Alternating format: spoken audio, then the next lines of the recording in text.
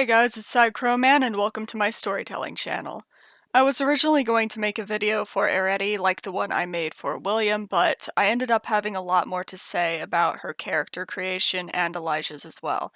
So I decided to talk about the creation of both characters here, and I'll go over their bios in another video. So if you're curious about my character creation process, this video is for you.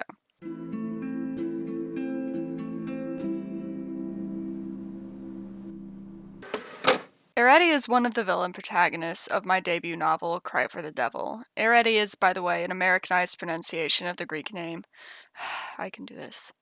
Arete. Arete. Arete. I tried. I made this easy alternative pronunciation for people like me who can't trill to save their lives. The Greek letter rho, there R, it has a bit of a trill to it, I think. I can't get it. Anyway, the in-universe explanation for this would be that this name was created by her mother, Simone. I do kind of wish I had changed the spelling to match, but too late now. Though you can pronounce it the Greek way if you prefer, like Elijah, Antonis, and Yoyos do.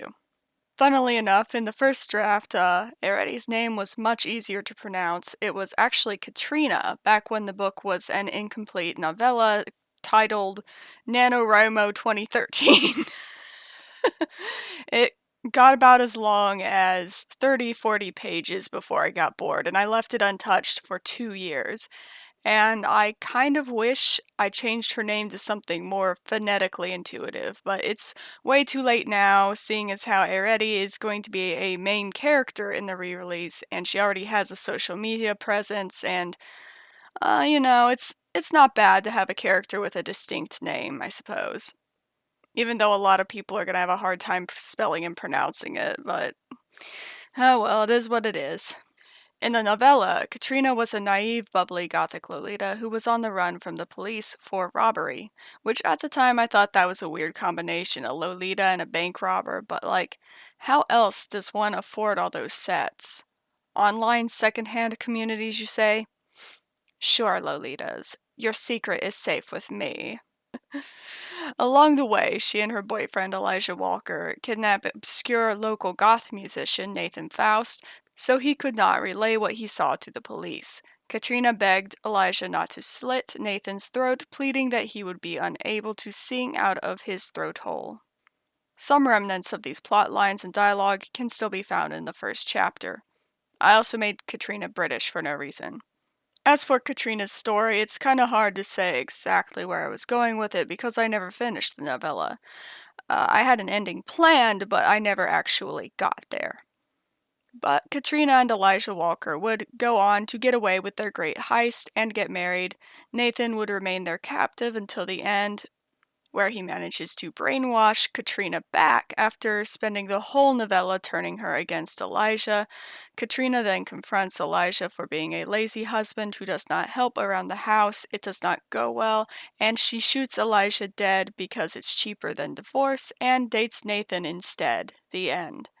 Except there was a bunch of stuff in the middle that was missing, and that is why the novella never reached its end. So, yeah, I'm sure you guys can see the skeleton of what the book would become in there, but a lot changed. When deciding on the character design for Katrina, I thought to myself, what does every goth girl wish she looked like? And with that prompt, I opened up The Sims 3 and started sculpting. I gave Katrina large, protruding, double-lidded gray eyes that are great for makeup, high-arched brows, and a cute, rounded face. I also gave her the same haircut and color I had in my first year of community college, which was my first style as a legal adult where I got to choose without being burdened by, parenting. Though the work of Tim Burton was not consciously on my mind at the time, I do feel that she does look somewhat like a Tim Burton character. When I revisited the novella later and decided to make the story more character-driven, I made some tweaks that led to the creation of the Arete Konstantinou we know today. Character design changes included making her much taller and giving her somewhat hollow cheekbones, but not so much that she would be unable to pull off these more youthful goth fashions like baby doll and gothic Lolita. Adding some fullness to her cheekbones helped with this too. I also made her lips poutier like she had received some implants or injections. Lastly, to make her look more human, I gave her a slight asymmetry to her eyebrows. These changes led to the model-esque appearance. Wooly, get out of my filing cabinet! My dad's cat is a terror. Where was I now?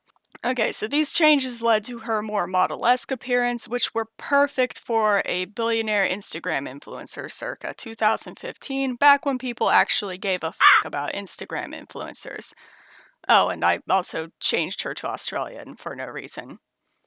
For her personality, I see her somewhat as a goth Paris Hilton. Paris Hilton here referring to the 2000s Paris persona in pop culture, obviously, not so much the Paris we know today.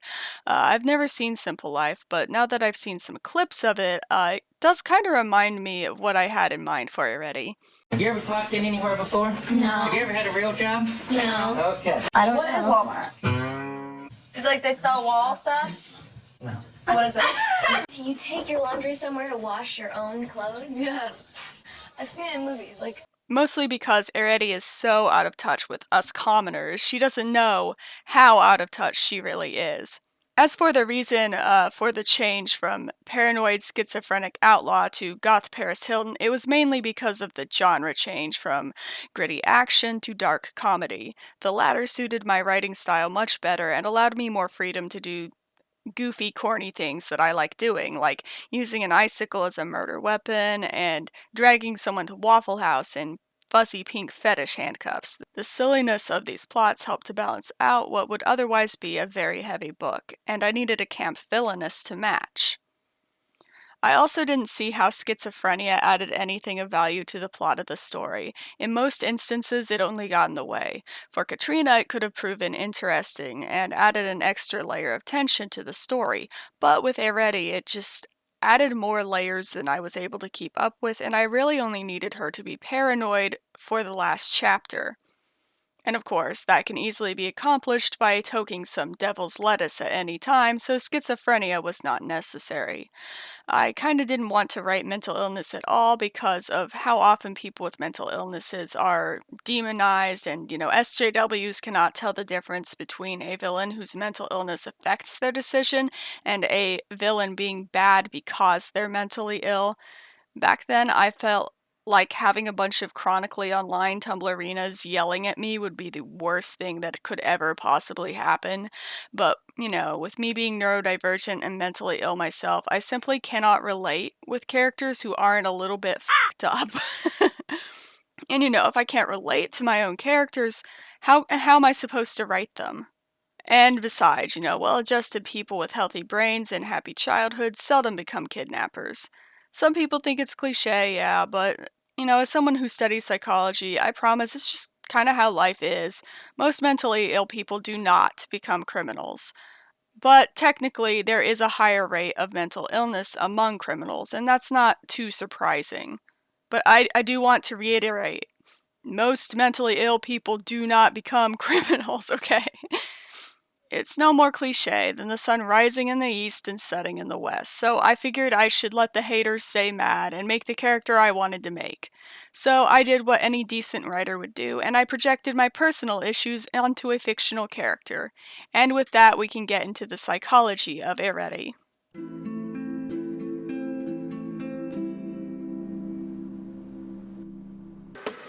Firstly, I really wanted a canonically neurodivergent character.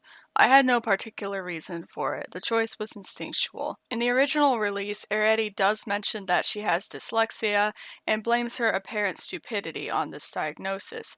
However, I wouldn't actually call her stupid, but differently abled. Firstly, her mild dyslexia doesn't hold her back from reading, as dyslexics can actually be talented speed readers with the proper training. She also approaches problems in a unique and creative way that helps her get ahead thanks to her dyslexia.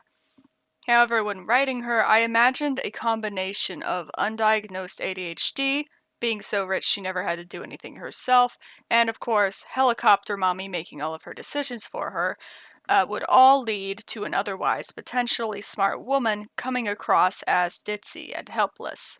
She's lucky she received a dyslexia diagnosis, as her mother insisted dyslexia was not real and there was nothing wrong with her daughter, and that any teachers with the audacity to criticize her were simply envious of the Konstantinou family fortune and were trying to sabotage her success. So yeah, she wasn't going to get evaluated for ADHD anytime soon.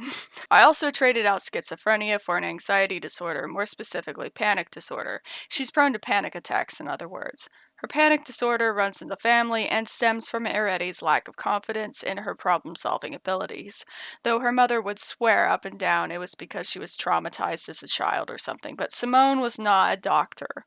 Simone was a teen mom who was neglected by her parents and experienced multiple traumatic events throughout her life, and overprotected her daughter out of fear that something similar would happen to her. This overcorrective obsession with being the opposite of her parents led to her daughter growing up with severe separation anxiety. As an adult, it grew into something called dependent personality disorder. DPD is exactly what it sounds like. People with DPD are over-reliant on their caregiver or their partner. While anxious and neurodivergent, Arete has a lot of intellectual strengths, but has a hard time seeing them because rather than focusing on her own strengths, she's constantly comparing herself to her mother and her peers. And then I killed off her parents. Now, I admit, I originally just killed off her parents because I didn't feel like writing them, which is so lazy. But that was 7 years ago. I had no idea what I was doing. I was a new writer. It did end up working out in the end, though. Being highly dependent on her helicopter mom and then finding her dead body left Arete with an intense fear of abandonment and a need to latch on to someone or anything. She also developed control issues. This is when the self-harm and suicidality started, and her diet became unnecessarily strict. Not enough to be a full-blown eating disorder, but she would definitely be at risk for one. The re-release will open up with the day her mother went missing, but when the original release of Cry for the Devil begins, she is fighting with her childhood bestie, Whitney DiPietro. Both of her parents have died within the past year, so she's lost not only her best friend, but both of her parents within a very short time window. And without Helicopter Mommy, Arete struggles to make her own decisions. The only thing she knows is that she wants to use her talents as a liar, I mean as an actress, to become an Oscar award-winning actress in Hollywood. All of this would make her relationship with her boyfriend, Elijah, more toxic, as he too has intense abandonment issues, leading to a mutually codependent relationship where Arete controls all the money and Elijah takes care of everything else, including decisions she should be making for herself, like where to live. Though to be fair, Arete's decisions are interesting. Still, it's unwise to let others make your mistakes for you. I don't think any of this was apparent in the OG release, which is part of the reason for the re-release to begin with. As a matter of fact, I'd say it's the biggest reason for the re-release. I feel like I've gotten a better, more organized grasp on who she is as a character, and she deserves to be a narrator. Arete's struggle to overcome her dependent personality disorder will be the main focus of her side of the story and her greatest character arc. Arete's popularity was somewhat shocking to me, as I felt she was my worst written character. Plus, I intentionally made her extremely shallow, morally ambiguous, and humorously grating as a social commentary on how far removed from regular society these heiresses are. But some love her because she's terrible in such a camp way. Some relate to her struggles with independence and anxiety. Some love that she's an unapologetic weirdo. Some love her fashion sense. Some want to be her. Some want to f her. And whether you love Arete or you love to hate Arete, I'm happy I made a character that people enjoy so tremendously.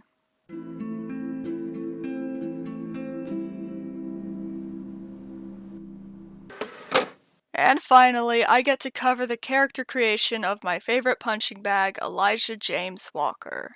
Much like how Arete hardly resembles Katrina, and William bears little in common with Nathan, the Elijah that made it to print is a very different man from his first incarnation. However, despite the fact that his name was always Elijah Walker from the beginning, Elijah is actually the character who changed the most. If you hate Elijah now, I guarantee you the first Elijah would have made you throw the book into oncoming traffic. He was a good planner, a skilled marksman, and stealthy, but had pretty much no redeeming qualities beyond that. He looked like the typical kind of guy you'd meet at a dive bar in Kentucky, which was, by the way, the original setting of the book. He was a psychopath, both in the clinical sense and in the layman's sense, who reeked of cigarette smoke, rode his motorbike like an asshole, drank too much, and treated everyone around him like absolute shit, except his girlfriend, who he was at least nice to, but treated like a puppet. Now, I did my time on Tumblr, and I know fangirls well.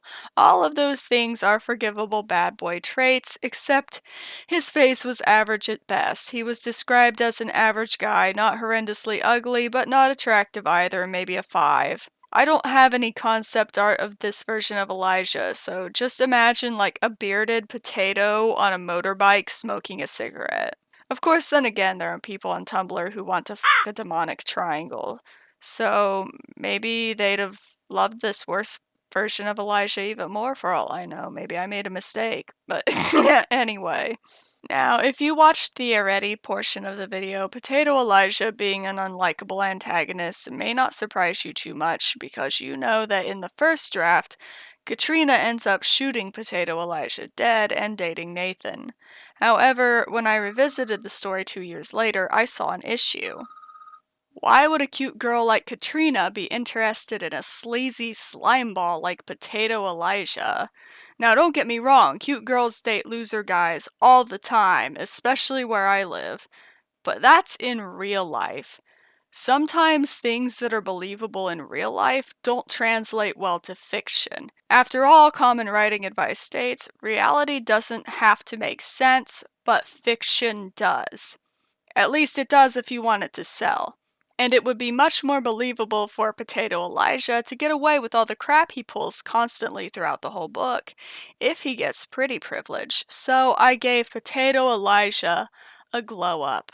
But while I'm bisexual, I wasn't feeling into men at the moment because of some hot, fresh trauma. But I knew girls go crazy for accents. So I googled something to the effect of hottest country for men to be from. And I saw that Greece was number 1, and voila, he became Greek and so did everyone else. And thus, Ilias Iacobos Papadopoulos was born.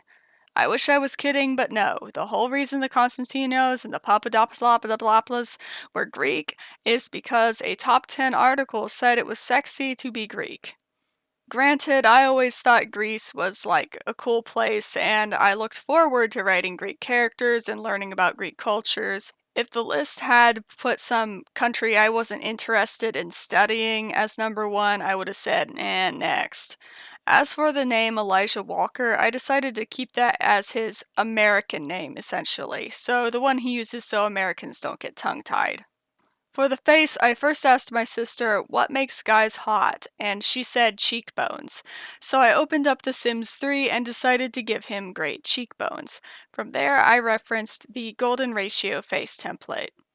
In case you haven't heard of it, it's basically what science considers the mathematically perfect face, I guess. Maybe not the best wording, but the more closely a face fits these measurements and proportions of this golden ratio, the more people in general will find you attractive. So naturally, I did what any man of science would do, and I created a damn thirst trap. Well, okay, my first shot wasn't that great, really, but his design would continue to get refined over time. I didn't stick exactly to the golden ratio, of course, because I didn't want him to look like Uncanny Valley perfect. So I made a couple of features a little, I wouldn't say off, but not meet the ratio. His face is slightly longer than the golden ratio, his eyes are a bit downturned, and his aquiline nose is more convex than the profile. This all makes him look more like a realistic hot guy and not like a robot hot guy. As for his wardrobe, I decided to stay away from the dirty biker look and go with something a little more blue jeans, white shirt. Walked into the room, you know, you made my eyes burn. It was like James Dean, for sure. You so fresh to dissect his cock cancer. The problem was, they didn't just look like a couple, they looked absolutely perfect for each other. They even had a harmonious color palette, as both were clear winters.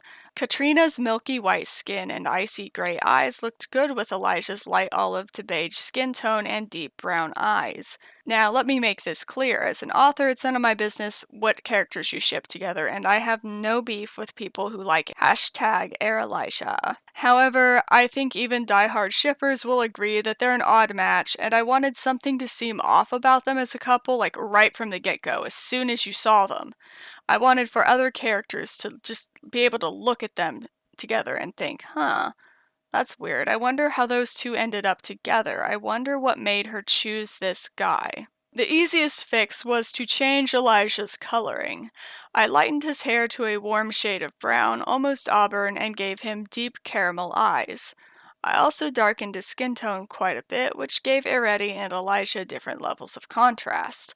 I also ended up liking this new coloring more, as I felt the warm palette suited his new personality better. Of course, I made his skin tone a lot darker than most Greeks, so I decided to give him an Indian grandmother or a Nani. I chose India because my criminal justice professor was from India and he told us some stories about his life there, and it sounded like an interesting place. Like, I wish I could pretend that I had great and meaningful reasons for the names I've chosen for my characters and the ethnicities I've given my characters, but really it all boils down to ha ha ha, India, cool. Greece, cool. Philadelphia, where train let off. Elijah Walker, sound cool. I swear, I have the worst reasons for making every decision I make. Though I admit I also considered making him Middle Eastern because I find those cultures interesting as well. I even took a college course on Islam, and it probably would have made more sense geographically considering the location of Greece, but I decided against it because of America's maturity level or lack thereof. After all, India is just as hashtag cool, and I wouldn't have SJWs and conservatives both screaming at me for drawing his mother in a hijab because they're both offended for different reasons, or more rather the same reason, but like with different branding. Of course, Elijah being 1/4 Indian wasn't plot relevant and didn't make it into Cry for the Devil, so it wouldn't have ended up mattering to anyone but Elijah anyway. But I did finally find a funny way to slide his Indian ancestry into the prologue of the re-release without it coming across as info dumping, so it all worked out in the end. I'm also considering changing his mother's name to something Indian. Tansy was meant to be a placeholder name, and I forgot to change it before the book's release. Go me. Anyway, back to Elijah. I also changed his wardrobe a bit to make it more business casual, though I do give him a lot of clothes with dark, moody colors.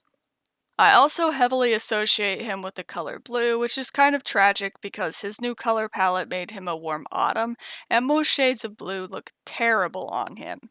You know, except the sad, dingy, muted shades of blue. So, actually, I guess it all worked out in the end. And the end result was this man you see before you on your screen right now. So yeah, if you found this bastard attractive and are mad about it, you can at least feel assured knowing that I made him attractive on purpose, I have zero remorse, and also you're welcome. Backtracking a bit to before Elijah became Elias, I also gave his personality a glow up. By this point in my life, I was also getting bored with all of those forgettable, one-dimensional, sociopathic villains that are just evil because they're evil. No matter how attractive or charismatic they are, it's just not interesting to me if they're bad just because they're selfish or they want to cut people up just for fun or whatever. So, in addition to giving him a more palatable personality for a boyfriend, I wanted to write an antagonist who was more realistic and morally gray, like an enemy you would have in real life. Thus, he became a hopeless romantic with a dark, troubled past.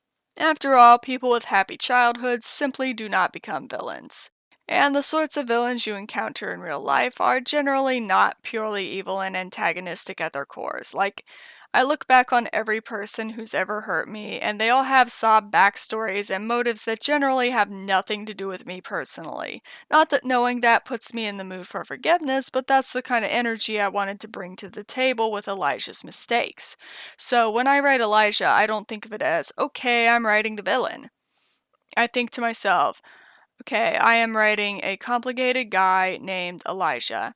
And in the end, I think I came up with the perfect, needlessly convoluted, entertaining antagonist who has surprisingly down to earth, relatable insecurities and realistic motives that, while very dramatic, make sense. Or at least they'll make sense in the re release.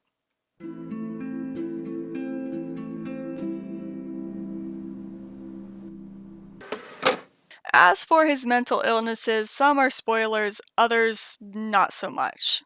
I kept him on the cluster B of personality disorders, but instead of antisocial personality disorder, I went with the borderline personality disorder route, more specifically the discouraged or quiet subtype. I prefer discouraged over quiet because, I mean, quiet seems to define it in how other people perceive it, whereas discouraged defines it on how the sufferer of the disorder feels it. But anyway, it's the discouraged subtype is marked by an intense fear of abandonment, neediness, and mood swings, with most frustrations directed inward toward the self instead of outward toward others. That's why they also call it quiet BPD. So basically, I gave him what I figured I probably have. To this day, I'm not sure I have that exact diagnosis, but I have the symptoms of it. And, I keep doing that dreaded FP thing. My relationships escalate very quickly, and neither of those things are explained by my other comorbidities. And I'm one of those people, if it walks like a duck, quacks like a duck, it's a duck. So giving him BPD made him easier for me to relate to and thus easier to write. It also ended up being an effective way of venting my own symptoms. My fear of what kind of person I could become if I gave in to my worst self or if I stopped constantly working toward my recovery. Though I also decided very early on to avoid mentioning anywhere in the text itself that he has BPD. And the reason for that is that it is a highly stigmatized illness. And, when I was writing Cry for the Devil early on, I wasn't sure exactly how bad I was going to make Elijah. I was planning on making him a much worse person, like in a morality sense.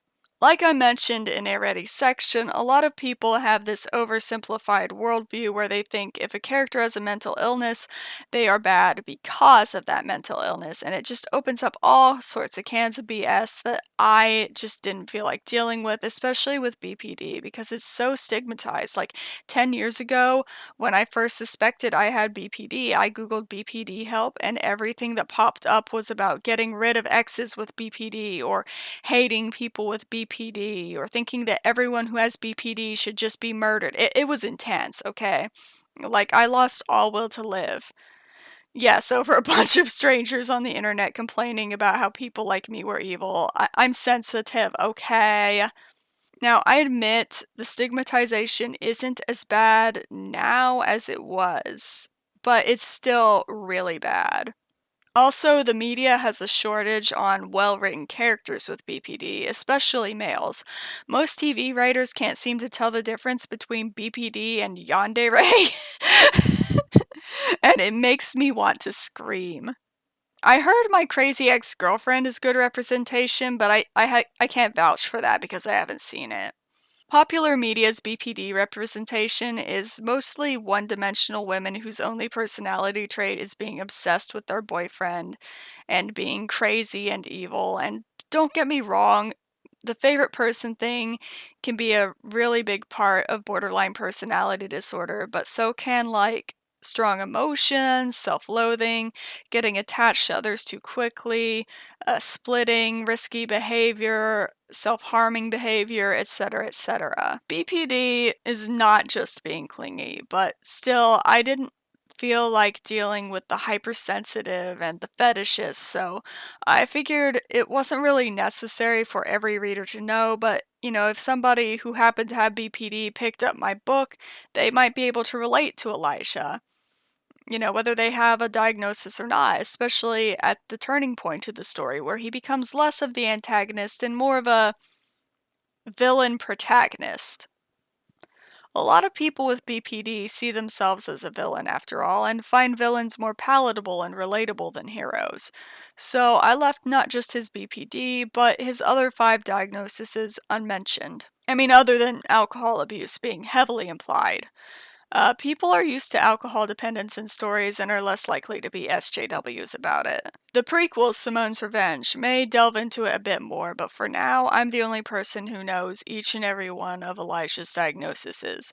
I would very much like to relieve myself of this burden someday, but I can't until the time is right. Since you'll be getting Arete and Williams' narrations right off the bat, I can talk at length about what mental illnesses I chose to inflict on them, but if I did that for Elijah, it would be Spoiler Town. But I went ahead and I revealed the BPD because, well, representation, and also it was a big part of my writing journey. It was the choice I agonized over the most because obviously, while I wrote him for people with BPD, not everyone in the audience would have BPD, so I had to use caution. If you guys are interested, by the way, in specific advice for writing characters with mental illness, let me know. I mean, I have so many comorbidities, I may as well take advantage of them, the whole lemons to lemonade thing.